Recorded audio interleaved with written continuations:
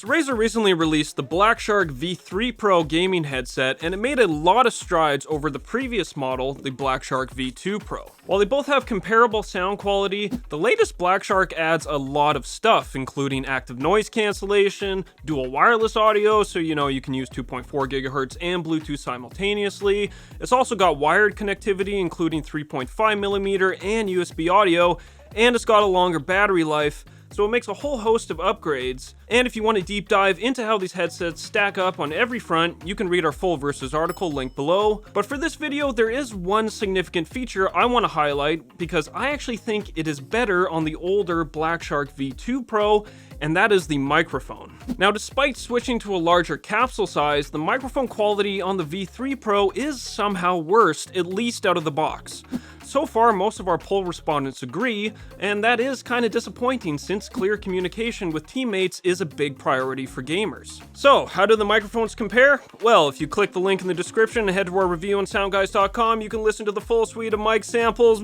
I'm kidding. I'm not gonna make you do that, okay? I heard some of you loud and clear in the comments of my video review on, how hard it is to go and click a link to go to our website. And I mean, look, we do that because we have so many different simulated environments for mic sample conditions that it can just be too time consuming to go through all of them in a single video. But since that is the main point of the comparison here, I will put on each headset and let you hear each microphone directly, and then I'll even give you some tips on how you can make the V3 Pro's microphone sound better.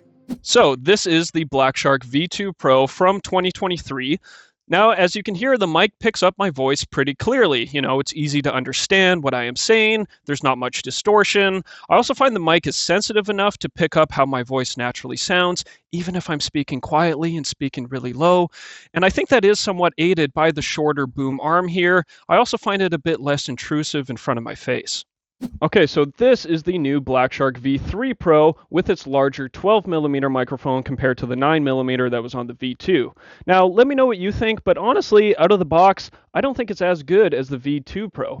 My voice to me sounds a lot more muffled and a bit quieter and also a bit hollow, which is mainly due to some underemphasis in the higher frequencies, specifically between 5 and 10 kilohertz, and also a little bit of overemphasis in the low-mid frequencies between 250 to 500 hertz. Part of the problem is also the thicker foam windscreen. It's way chunkier than the V2 Pros, and it partially muffles the sound a bit. Now, you can pop that right off, and as you might hear the difference here, it does provide a little bit better clarity, but then you do lose some of that protection against the plosives. So ideally, we don't have to want to take this off. The good news is that we can actually fix it and leave this on with the custom EQ, which I'll show later. Okay, and now this is back to the V2 Pro, but now with some noise happening around me. We got the air purifier here on full blast. I got my colleague Harley typing away in the computer, and he is our resident keyboard clamorer. I mean, he is the loudest typer I've ever heard, especially on mechanical keyboards, so he's typing away. That's a bit of an exaggeration, I'm sorry. Sorry, I haven't been... So there's Harley, our resident loud typer in the office. Well, all right, but maybe it's a competition. Maybe we should get you both in here, yeah. As you can hear, the microphone on the V2 Pro here is filtering out most of the noise happening around me. My voice is still clear. Even though some of the noise is still coming through, it's still not strong enough to really overpower what I'm saying, and I don't really have to raise my voice that much higher either. So, but let me know how you think, let me know how it sounds. So this is back to the V3 Pro with the default settings.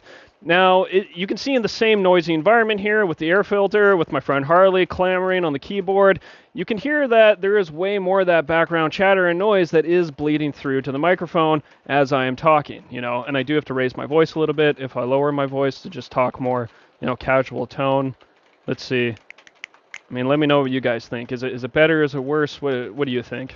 Now, thankfully, you aren't stuck with the V3 Pro's default mic quality, as you can actually fix most of the issues we uncovered with some tweaks in the Razer Synapse app. You might think that simply selecting the microphone enhancement section here is the fix, but unfortunately, it's not quite as easy as ticking that box. Ticking that box does give you 4 options, and you can only apply one at a time to the headset. So first off, there's volume normalization, which really just makes your voice louder. Now, that can be helpful if you're a quiet talker, but personally, I don't think that louder actually equates to sound sounding better. Some people do, but not really for me. There's also voice clarity, which adds an extra EQ on top of your settings. Now this one is a bit tricky because it doesn't tell you exactly what that EQ is, so it can require a lot of tinkering to kind of get exactly what you want right. And honestly, I didn't find it worked very well for my voice. The one that I would say actually matters and is worth using is the microphone noise cancellation option. And that one I would bump up only to around anywhere between 20 to 55. Don't crank it up all the way because high settings will get overly aggressive and start clipping your voice. You want that sweet spot in the middle where it's going to kill background noise, but it doesn't make you sound robotic or cut out parts of what you're trying to say. I'd also skip the last voice gate feature as well, as it takes a more binary approach compared to more modern noise cancellation. With voice gate, you have to set a threshold, and the risk is that if you set it too high, you're going to lose a lot of what you're saying. But the real magic now will happen when you start experimenting with the custom microphone EQ. I found that the main thing hurting the V3 Pro's mic quality for my voice was the underemphasis in the high frequencies. So I'm just going to go ahead and bump up both the 4 kHz and the 8 kHz band by about 3 to 4 decibels each. If you have a deeper voice, you can also lift 2 kHz by a couple decibels and maybe even reduce 1 kHz slightly. Then I'm also going to bring down a lot of these lower frequencies just to remove a lot of the thickness and muddiness. So this is now the V3 Pro with those EQ tweaks and the noise cancellation adjustments that I just said. Way clearer than stock, right? Now again, everyone's voice is different, so play around with the adjustments, but in general, raising and lowering the areas I showed you should help improve the mic quality for your voice. It's just a shame that Razer didn't quite nail the stock tuning out of the box, but hey, I mean, that's what we're here for. And who knows, maybe Razer will release a firmware update down the line to fix it. If you want to know everything else about the BlackShark V3 Pro, from sound quality to comfort to all of our lab measurements and data, you can go check out my full review right over here.